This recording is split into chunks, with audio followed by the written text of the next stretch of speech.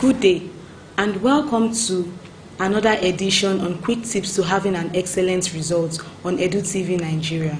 I am Olatunwo Priscilla. Today I would be discussing on quick tips to having an excellent result in zoology and botany. Now, it is not unusual that phobia arises in the hearts of many Part 1 students as a result of the stringent requirements of these courses. But then, it is very instructive to mention that Part 1 courses are very easy to pass. Now, Part 1 courses are just a test run of your knowledge from secondary school and the authentication of your results or your WAEC certificate or whatsoever degree you obtained right from secondary school. For botany, the very first quick tip is information. Now, students should get the right information on how to pass the course. This is very, very important. The right information. Information is power. We cannot underestimate the importance of information. You getting the right information will bring out the right output. So they should get the right information. Now, what do I mean by the right information? The right information on the course outline, the right information on who had an A, which senior colleague already had an A in that course. So that's what I mean by the right information, or the right information on what kind of group can I attend to actually have an A in Botany 101. Then the second one being familiarize yourself with the course. Get so much acquainted with the course. Without much ado, the very first quick tip is information. Information, they say, is power. It is very important that Part 1 students source for the right information. The right information as to the course outline, the right information as to which senior colleague had an A in that course and can advise me or put me through correctly, the right information as to which group discussion can I belong to. Then the second being observe the methodology of the course. I further divided methodology into these headings: the spellings, the drawings of diagrams. Now, for the spellings, it is important that students should learn how to master the spellings of a particular word in both zoology and botany, because they mark spellings. So if you miss a word, probably you are meant to write I, or you omitted a word, or you wrote the wrong word, the wrong letter, I mean, it's going to add to it's going to lead to a deduction of your mark. So it is very, very important that students also master the spellings appropriately, the spellings for a particular phylum, the spellings for a particular kingdom and the likes. So spellings are very, very important. Then diagrams also.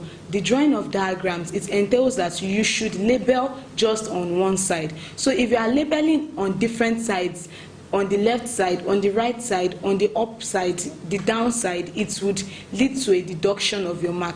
All labels should be in just one side of the diagram. Then the second heading is that know your notes word for word, know the lines. Then just your notes alone, because questions are set from the notes. Now, for zoology and botany, they won't ask you questions outside your notes. So it is very important that you familiarize yourself with your notes appropriately. Like, you should know your notes word for word, to the extent that even when a word is picked from your notes, you can be able to trace where that word is coming from. So this is very, very crucial.